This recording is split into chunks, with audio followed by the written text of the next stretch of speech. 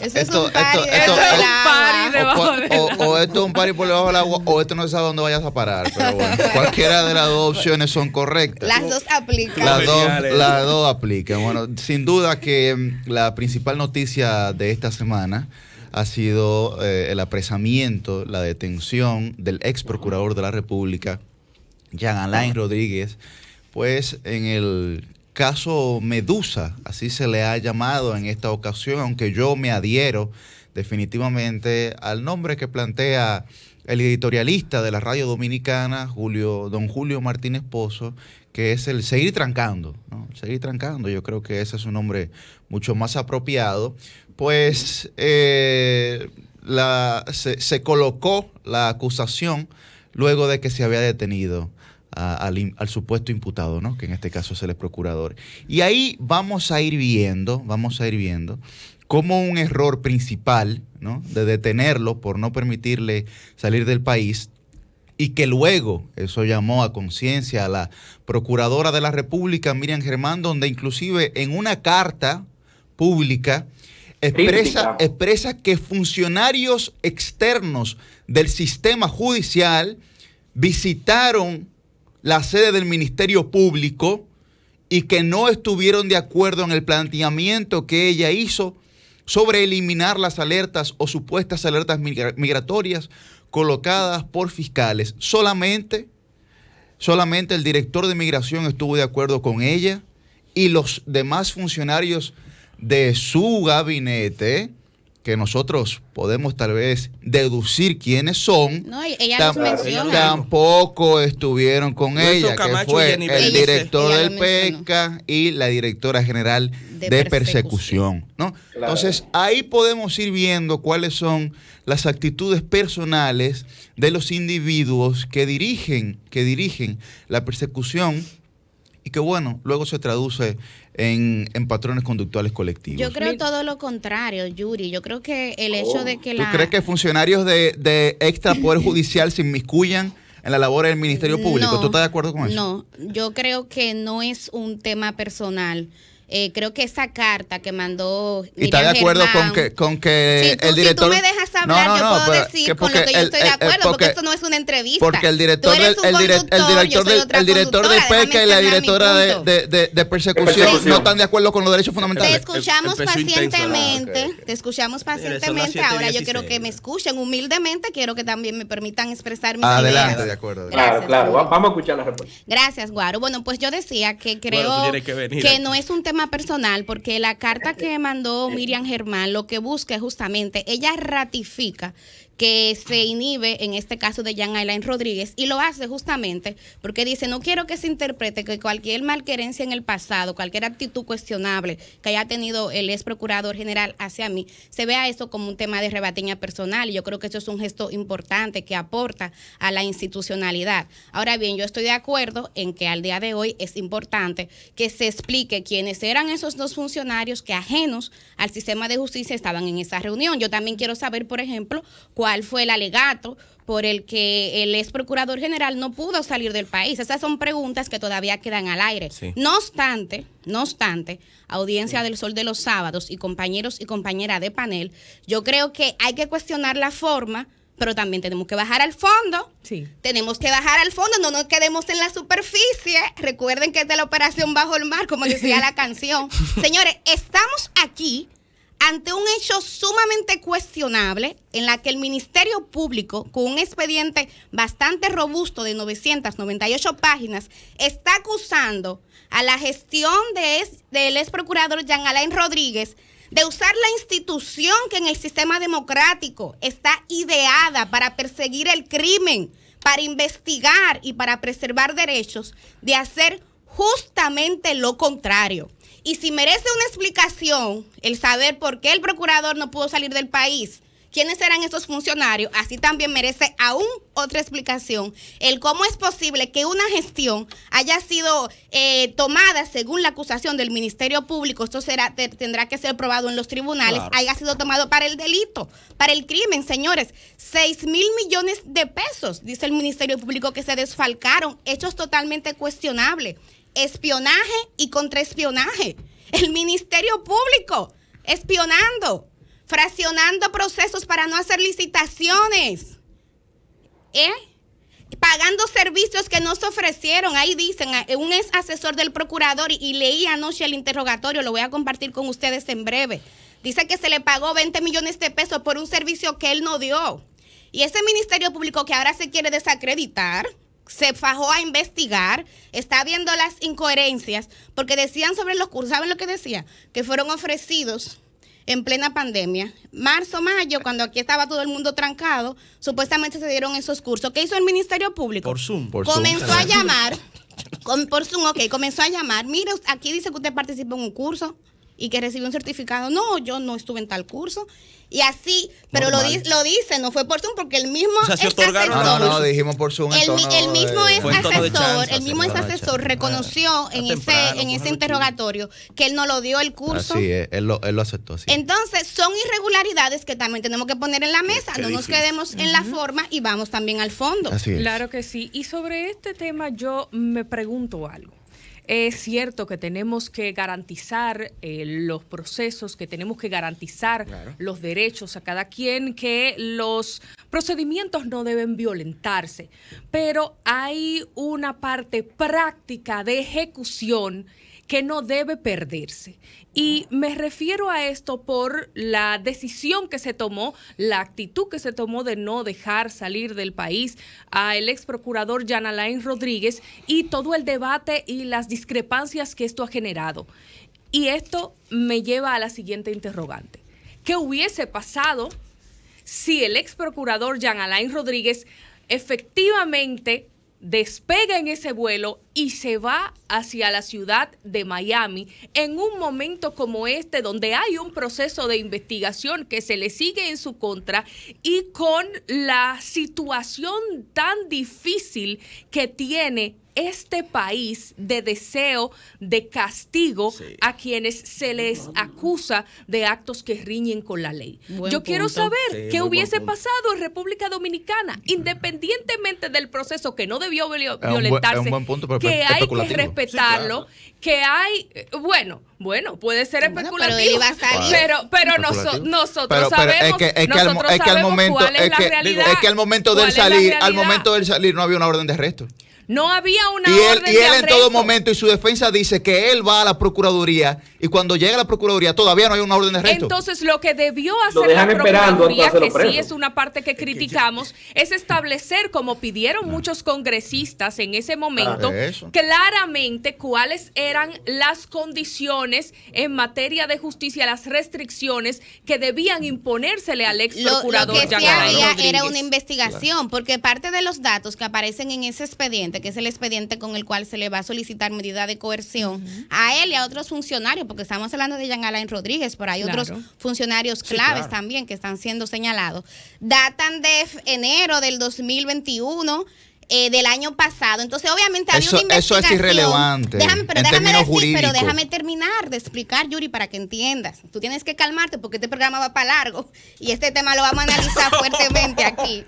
Yo creo que lo entiende muy bien. Melissa me condiciona aquí, Lo que había era una investigación y no hay necesariamente que en una primera etapa darle a conocer al investigado que se está investigando, porque tú puedes comenzar a investigar y determinar que no hay irregularidad. Tú por eso no tienes que afectar a esa persona ante la opinión pública. Ahora bien, lo que sí también, y yo voy a seguir en la línea de Susi, habría que tal vez especular un poco en el sentido de que el procurador pudo haberse enterado de que él estaba siendo investigado y de que prontamente se iban a realizar allanamientos en su contra. Porque el procurador, te va a decir por qué. Pero el caso es que se iba. Pero te voy a decir por qué, porque hay que recordar que el procurador todavía tiene personas claves en esa institución.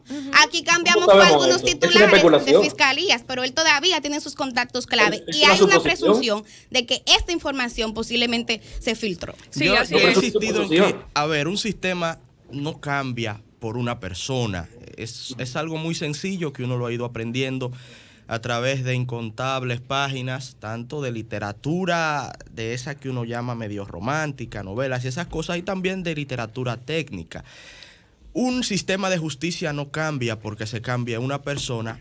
Pero sí hay algo interesante en torno a la persona que se eligió, fue la vejación a la que fue sometida por el antiguo procurador. Entonces, aquí viene mi primera pregunta. ¿Es este sometimiento crónica de un sometimiento anunciado? O sea, es una pregunta hacia la gente, porque recordemos el morbo que despertó, inclusive la fotografía aquella del ex procurador Jean Alain Rodríguez haciéndole el paso de mando a la procuradora Miriam Germán. Primera pregunta interesante. Segunda pregunta interesante. Ella se inhibe, supuestamente, pero estamos hablando de la cabeza del Ministerio Público. ¿Hasta qué punto? Es una pregunta, y no es especulativa, es una pregunta que tiene cierto carácter sobre la evidencia. ¿Hasta qué punto es cierto que ella no tiene nada que ver con ese expediente? Otra pregunta. ¿Hasta qué punto es correcto que la cabeza del Ministerio Público se desentienda de un proceso que lidera el Ministerio Público tan relevante como este? Relevante en el término de la lucha contra la corrupción, o la supuesta lucha contra la corrupción. Yo sigo dejándole eso a la historia. En unos años estaremos acá, si Dios así lo permite, analizando los resultados de lo que vemos hoy. Cuando uno ve los procesos desde dentro y en el momento, no los ve tan claro como con la equidistancia que te da el tiempo. Yo he puesto mucho a eso, pero bien, abro el margen a la duda. ¿Hasta qué punto es esa actitud correcta por parte de ella? Otra pregunta. Esa operación, 900 y pico de páginas, eso no se construye de un día a otro.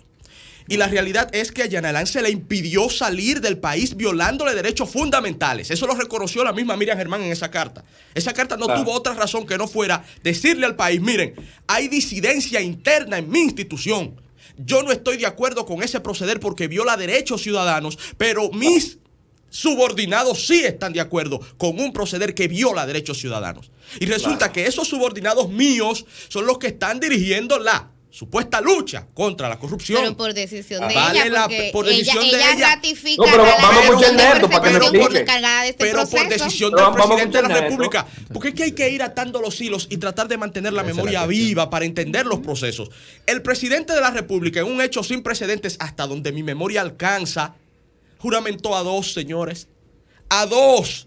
A la procuradora ahí, a la procuradora adjunta, agarraditas de la mano, entregándoles la batuta de la supuesta, repito, se lo doy a la historia, el veredicto final, de la lucha contra la corrupción. Yo no recuerdo ese precedente y eso tiene mucho peso, no solo por la simbología, sino por el fondo. Como dice Millicent, vamos al fondo. Vamos al fondo. Vamos al fondo. Entonces, cuando usted va en esa línea de pensamiento, se generan otras preguntas. ¿Sabía Jean Alain Rodríguez de que se le estaba investigando? Yo le soy sincero. Crónica de una persecución anunciada. Yo lo digo categóricamente, debía de tener indicios. Porque tiene infiltrada, no, yo no sé. Pero porque sencillamente el país entero estaba esperando ese sometimiento, señores. O nos vamos a poner una venda nosotros ahora. Pero lo que está argumentando el Ministerio Público. Pero espérate, el país entero sí o no esperaba ese sometimiento. Es correcto. Por supuesto. Sí, y lo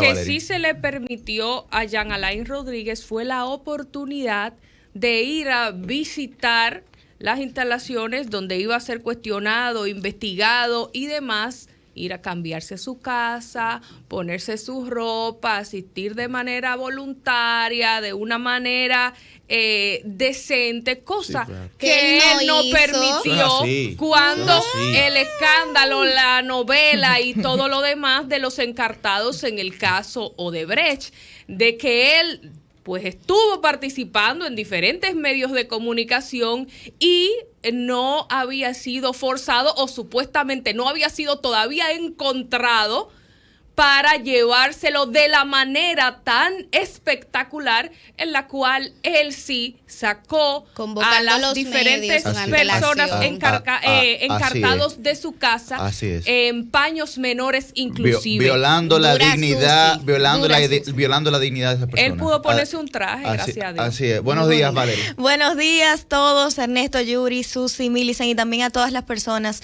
que nos brindan su fiel sintonía cada sábado. Este es el sol de los sábados y si esperaban que no volvieran el día de hoy, pues aquí estoy. Yo lo anuncié el sábado pasado. Claro que sí. Vendrán más sábados. Ernesto de esto sí hay precedente. Ernesto es un fiel conocedor de los métodos de pensamiento dialéctico. Coge ahí. 5 años acá. Estoy desde el primer programa.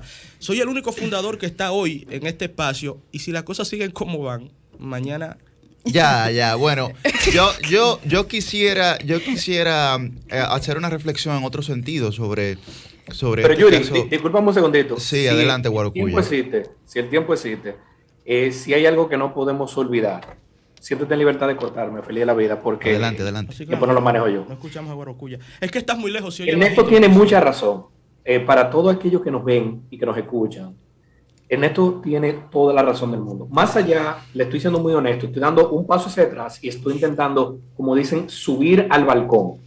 Es una técnica que hay de liderazgo. Yuri sabe que uno no está supuesto a abstraerse, a poner la mente arriba y ver hacia abajo y ver la pista donde la gente está bailando, es el balcón, es un segundo piso. Entonces usted ve a la gente bailando y usted intenta abstraerse para ver cómo la gente se maneja. Abstrayéndonos de mis preferencias personales, políticas y partidarias, y la de Susi, la de Yuri, y la de Millicent, abstrayendo todo eso. Ernesto tiene razón en algo.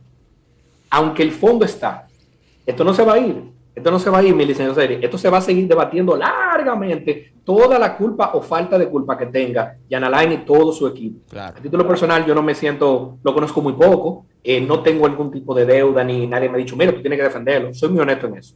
Pero Neto tiene razón en algo, y Neto no lo tiene que decir esto por preferencias personales. Neto lo dice por ser humano. Aquí se ha sentado un precedente funesto en cuanto a la violación inmediata de derechos fundamentales. José Francisco Peñaguaba posteó ayer en redes sociales todo lo que va a pasar en el futuro. Se está, en sus palabras, peruanizando el país. Yo me voy más allá. Se está nicaraguazando el país. Se está ecuadorizando el país. Se está brasilizando el país. Estamos argentinizando el país. Todos estos países que hemos mencionado han tenido la mal tradición, para bien o para mal, pero más mala, que cuando llega un presidente nuevo, se lleva preso al presidente anterior, al vicepresidente anterior, a la familia, al querido, a la querida, al hijo y al perro. Guarocuya, el sábado pasado yo hice un comentario, ¿no? Y entonces, inclusive los que nos escuchan y nos ven, que nos comentan en YouTube, pues me acusaron de que yo estaba haciendo una antología de la impunidad. Fueron duros contigo. Apología, una apología. Había una gente que hay una antología, las dos cosas. Lo que pasa es... No, hay que escucharlos. Lo que pasa es que Ernesto, cuando hacía este breve análisis, planteaba algo importante, que era la memoria. La memoria. Y los patrones conductuales humanos son predecibles. Son predecibles. Y los patrones conductuales de una sociedad son predecibles. Así la ciencia lo demuestra. Los procesos dialécticos también le permiten a personas como Ernesto hacer el análisis que él hizo, porque yo estoy viendo, o tú no estás viendo, Ernesto, yo estoy observando. Pues me quedo en la prudencia de la pregunta, pero por supuesto. ¿Verdad? Entonces yo estoy de acuerdo con eso que plantea Peñaguaba, ¿no? Que plantea. Pero mira, es político porque correcto, un análisis la gente político, debe entender lo correcto. Siguiente. Yo no me adscribo al comentario de Peñaguaba en su totalidad. Tengo otras reservas por algunas diferencias del proceso. Ahora, el análisis político no quiere decir que aquí se esté justificando lo mal hecho. El fondo estará. Ahí están mis videos. Usted lo puede buscar en YouTube diciendo que los ladrones tienen que ir presos. Que los dineros robados al Estado deben devolverse. Ahí están mis videos. Yo estoy libre de cualquier sospecha en ese tema. 100%. Y por eso lo dije humano. Todo el mundo sabe mis comentarios en el gobierno de no estoy de acuerdo con Guarocuya. Ahora bien, es un análisis político que yo no comparto en su totalidad de Peñaguaba. Yo no estoy de acuerdo. Pero antes que lo diga, déjame Guarocuya, solamente para que no se vaya el punto, porque acabas de decir algo muy relevante, solamente sobre eso en breve. Que yo no estoy de acuerdo con Guarocuya ni con Yuri en el sentido que se ha sentado un precedente en materia de violación de derechos. No, señores. Si es precedentes de violación de derechos, hay que irse más atrás. Porque si a Jan Alain se le impidió viajar bajo una alerta migratoria, hay que recordar que fue en la gestión de Jan Alain que se hizo ese precedente de esas alertas migratorias. Y que justamente parte de lo que también decía doña Miriam en esa carta, que hay gente que parece que solamente leyó algunas partes, es que en su gestión ella abogó porque esas alertas migratorias se quitaran. Es que aquí lo que estamos teniendo es que a la persona que violó derechos fundamentales hoy día ha sido víctima de esas violaciones, pero que él, Guarocuya, sentó precedentes en esa materia. Estamos hablando de espionaje, señores, de sobrevaluación de obra. Estamos hablando, por ejemplo, pero no estamos hablando de obra, eso se va a quedar. Voy para allá para darte la palabra, prometo darte la palabra. Hoy estamos hablando, por ejemplo, ustedes hablan que hay una peruanización, lo decía también ayer Peñaguabi, yo lo leí el tuit. Pero es que es lo contrario, señores. Es que lo que ha llevado a Perú al colapso de su sistema político partidario es que la ciudadanía se cansó de tanta corrupción. Es que en Perú también estuvo Odebrecht y manchó el sistema político partidario. Y por eso tanta gente en Perú, ante las elecciones pasadas, estaba en una disyuntiva de lo malo y lo menos malo, porque no hay confianza en esos partidos. Es que aquí en República Dominicana, y creo que estamos siendo pioneros en algo, hay una persecución, señores, contra la corrupción administrativa que la ciudadanía reclamó. ¿O nos vamos a olvidar de cuando Marcia Verde salió a la calle? Marcia en la que participaron. Todos hoy nombrados. Marcia, no están todos nombrados, porque Marcia Verde no era un grupito. Todo. Y lo que no están nombrados están con un error del PLD que ignoró ese sentimiento que tenía la gente que fuera haga justicia, señores. Eso sí, pero no. Entonces, no, el precedente aquí negativo no es solamente que se le haya violado el derecho fundamental a Jean Alain, es que aquí tenemos años violando derechos fundamentales. Y nos indignamos ahora porque es una persona del PLD. Ahora estamos indignados porque es un funcionario del PLD. Eso no es verdad. Pero mira, él, por ejemplo, ahora pidiendo privilegios en el sistema carcelario. Ay, que a mí no me dejan usar el teléfono, que no me dejan usar ropa de un color distinto, azul y verde, que no me dejan comunicarme con mi familia. ¿Y cuántos presos no hay en ese sistema carcelario que Jean Alain tenía que modificar y que dice el Ministerio Público que usó los fondos de mejorar eso, de llevarle dignidad a quienes están privados de libertad para beneficio personal? Es que ayer fue martillo y hoy esclavo. Lo que no podemos es ver este tema me lo permiten, un asunto de persecución política, porque creo que es el enfoque que en ciertos aspectos se le está dando Tienes que al venir tema. A cabina, Guarocuya. Y entonces uno ver cuando se están tomando las medidas del lugar, entonces si las medidas del lugar no me favorecen o no me parece bien, entonces descalifico a todas las personas que están de acuerdo con que se tomen estas decisiones. Es venir a traer aspectos relevantes de otras luchas y de otros temas para venir a querer manchar un proceso que se está realizando. Es cierto que hay muchos intereses en la sociedad dominicana y en los diferentes procesos sociales que se presentan, como siempre ha habido, pero ahora justificar que se estén tomando ciertas medidas de que es un asunto de persecución, bueno, pero al que lo están investigando, si no le encuentran nada, pues ahí el problema se cae solo. Ahí se cae solo. Guarocuya iba a terminar una idea. Se va a investigar la nueva Victoria también. Si me lo permiten. Está bajo investigación porque ya. no es persecución. No, está bajo investigación. Adelante, Guarocuya. El tema al que intentamos hacer referencia, y por eso utilizamos a Ernesto de ejemplo, no es de preferencias. El tema sobre si es peronismo o no radica en que Miriam Germán Brito, al escribir esa carta y desligarse públicamente de ese tipo de actuaciones, se está cuidando ella. La preocupación no es que haya o no haya persecución, eso está muy bien. La preocupación es que todos los que estamos en este programa, todos y cada uno de nosotros, y ninguno se atreve a decir que esto no es cierto, todos y cada uno de nosotros tenemos amistades cercanas que están en el gobierno actual y que nos han dicho de manera privada y privilegiada: a mí no me gusta cómo se están manejando, porque la Procuraduría, ese aparato público, está siendo muy independiente. El presidente Abinader y su equipo tienen una preocupación, porque al darle tanta independencia, fíjate como Miriam dice que ella no está de acuerdo con que se utilicen el tema de esas alertas al azar. No había ningún tipo de acusación y usted no podía salir porque alguien llamó del PEPA, cuando no pueden porque eso es ilegal. Ella se desliga de eso. Que Camacho debe de hablar o Jenny Bernice deben de hablar, porque el nivel de independencia que tienen es lo que crea que mañana, cuando venga otro gobierno, ya sea en el 24 o cuando sea, no va a ser al presidente Abinader que se van a querer llevar. Se van a querer llevar de la misma manera, por querer buscar sangre. Se van a querer llevar a su familia, se van a querer llevar a su hermana, se van a querer llevar a la familia, se van a querer llevar a los ministros. Y tú sabes que lo grande, que se lo van a llevar igualito peor, porque esto es lo mismo en todos los países de Centroamérica y de Sudamérica, todo y cada uno de nosotros. Que no se nos olvide algo a la gente. Dilma Rousseff era una mujer maravillosa. ¿Y cómo terminó ella y su familia? Y Lula era un tipo maravilloso. Bueno, Cuya, pero es que la gente piensa que este proceso que está viviendo la República Dominicana es un proceso aislado y de reivindicación de la institucionalidad. Ahí está el tema. La gente piensa eso. Lo de Dilma fue un abuso.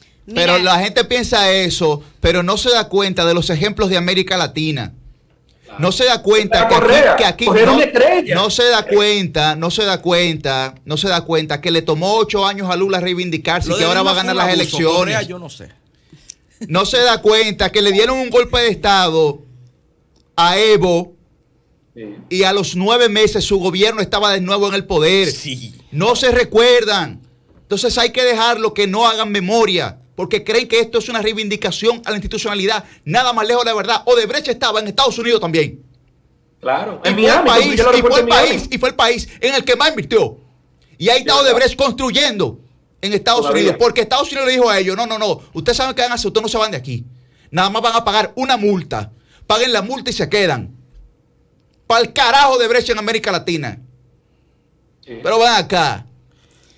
Hablando de construcción, ustedes trataron el tema del huracán Elsa, al principio, y quiero hacer una breve reflexión, porque siempre que vienen estos fenómenos meteorológicos, pueden de hecho buscar comentarios anteriores míos en El Sol de los Sábados, creo que es preciso pensar en las personas que son más vulnerables. Claro. Ernesto hace un llamado muy interesante a que los dominicanos y las dominicanas ya sabemos las medidas que hay que tomar, porque realmente estamos no solamente en el mismo trayecto del sol, sino también en el mismo trayecto de los huracanes. Pero yo siempre creo que esto no es solamente un tema de responsabilidad individual, que aquí el Estado también tiene que intervenir para garantizarle a cada dominicano y a cada dominicana vivir en casas que sean seguras, en casas que sean dignas. Claro. Yo participé en un proyecto, una campaña más bien, que llevó a cabo Ciudad Alternativa, que se llamaba Casa Ya, y en esos momentos recuerdo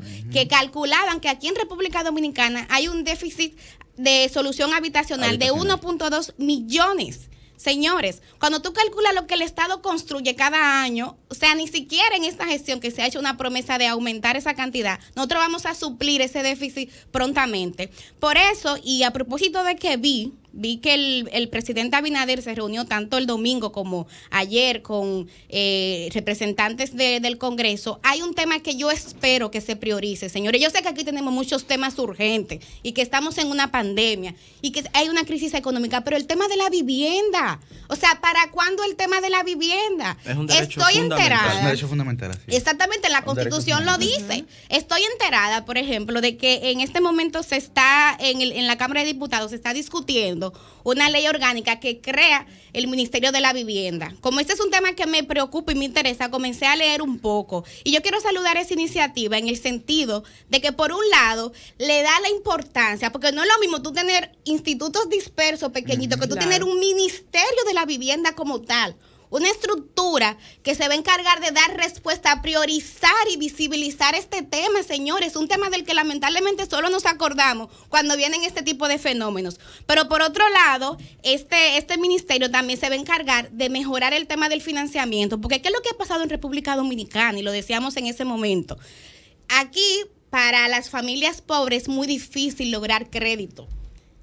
Es difícil lograr crédito porque los bancos tienen sus políticas. Claro, no, dificilísimo. Entonces ahí tiene el Estado que intervenir y garantizar eso. Y veo que entre los planes que tiene este Ministerio de la Vivienda, y está incluido en este proyecto de ley que, repito, ahora está en la Cámara de Diputados, ya fue finalmente aprobado en el Senado, implica también el crear un fondo para acompañar a esas familias. Ese fondo se llama FONMICASA, donde se estaría viendo este plan de financiamiento, y la idea es que en 10 años construir un plan decenal de vivienda que en 10 años se pueda suplir este déficit. Entonces quiero hacer un llamado ahora a la Cámara de Diputados para que ojalá prioricen ese tema, ojalá podamos tener ese Ministerio de la Vivienda, se puedan, tanto el INVI como INAVE, eso yo creo que hay que quitarlo, hacer una sola institución fuerte, que funcione, por Dios, y que sea capaz de darle la prioridad a este tema. los dominicanos y las dominicanas sueñan siempre con tener su techo propio. Ojalá que el Estado dominicano en esa nueva gestión pueda garantizarle que sea un techo digno y seguro, que no lo llene de intranquilidad cuando vienen fenómenos como este huracán. Es un aspiracional humano y es un derecho humano reconocido también por las Naciones Unidas, el derecho al techo y a la vivienda digna. Como base fundamental de una vida en dignidad, nada te da más seguridad que tener tu propio hogar. Y es una deuda pendiente del Estado dominicano. Hay que entender que por un tema de pobreza estructural, de pobreza endémica, el grado adquisitivo de los dominicanos y las dominicanas en su mayoría no les permite acceder a una vivienda. Pero para eso está el Estado. Y me parece también plausible que se elabore un ministerio, que también, por cierto, existe en otros países de América Latina, que pueda conjugar, así como dice Millicent, esas instituciones como el INVI, INAVI, que está dentro del proyecto de ley, que sean absorbidas por el Ministerio de Vivienda y podamos elaborar políticas públicas y también que sea un órgano ejecutor de dichas políticas para otorgarle a bajos precios a una parte importante del pueblo dominicano ese derecho fundamental. Estamos hablando de un déficit que año tras año aumenta en 30,000, digamos que demanda de viviendas por parte de las dominicanas y los dominicanos. Esto es fácil de entender, jóvenes que forman familias, que ya quieren salir del hogar, profesionales que van trabajando, díganse, profesionales en República Dominicana con salarios medios que no tienen la posibilidad de acceder a una solución habitacional. Es un déficit que se va engrosando, que supera los 1.2 millones de demandas habitacionales y que va a ser en este momento, digamos que atendido por el Estado dominicano. Un ministerio que tiene una labor fundamental a mediano y largo plazo, porque ese déficit no se va a subsanar en corto tiempo. Debemos entender también que cuando hablamos de derechos fundamentales nos estamos refiriendo a aquellos requisitos mínimos que todo ser humano debe poseer y que es imprescindible para tener un nivel de bienestar aceptable en cualquier sociedad desarrollada. Por lo tanto, felicitamos esa pieza que el Poder Ejecutivo introdujo en el Congreso de la República a partir de febrero, ya ha sido aprobada en el Senado y esperamos que los diputados y las diputadas tengan la conciencia suficiente de entender que estamos hablando de un aspecto fundamental de la vida de las dominicanas y los dominicanos. En ese sentido, chicos, quería opinar sobre este tema, tanto con algunas de las informaciones que estuvimos revisando sobre las características que tendría este ministerio, ya Millicent adelantó unas cuantas, y también sobre lo que a nivel personal significa para cada uno de los dominicanos que puedan acceder a oportunidades como esta. Nada nos prepara para conocer un tema más que de una manera más amplia que la propia experiencia. Claro. Y si para la clase media y para las clases que más pueden es difícil, no solamente acceder a un crédito, aunque tengan las calidades para recibir alguno a nivel bancario, sino poder solventar o poder pagar mensualmente una hipoteca, imagínese para los que menos pueden. Hay muchas familias dominicanas, muchas parejas dominicanas, personas que de manera en solitario desean acceder a un techo propio y se les hace económicamente muy cuesta arriba, pierden mucho tiempo intentando lograr esto por las difíciles condiciones que existen de acceso a créditos de una manera más blanda para que esto sea una realidad.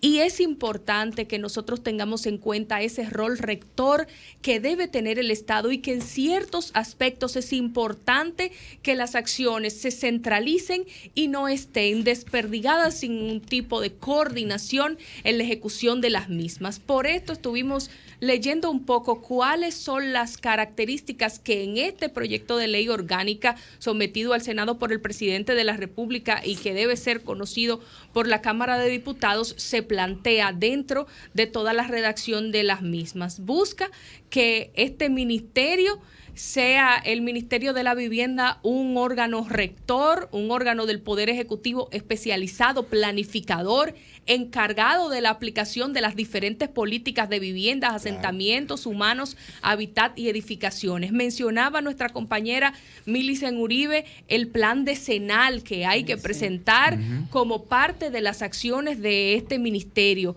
tendría la responsabilidad de la emisión de las licencias de construcción de las diferentes edificaciones, aplicar pues toda la reglamentación, tramitación, permisos de lugar y demás, y crear un fondo. Esto sí me llamó poderosamente la atención, llamado FONMICASA, destinado al fomento, financiación y otorgamiento de garantías, seguros, subsidios, bonos e incentivos e inspección de las edificaciones y a la producción de viviendas en todo el territorio nacional. Entonces, es muy importante que tengamos pendiente dos aspectos importantes, que si esto se convierte en una realidad, estaría resolviendo problemas en nuestro país o iniciando la resolución de problemas. La parte del acceso al financiamiento y facilitarle la vida a la gente, y la parte del rol rector estatal para que las acciones puedan realizarse de manera conjunta y de manera eficiente. Excelente. Tú sabes que sobre ese tema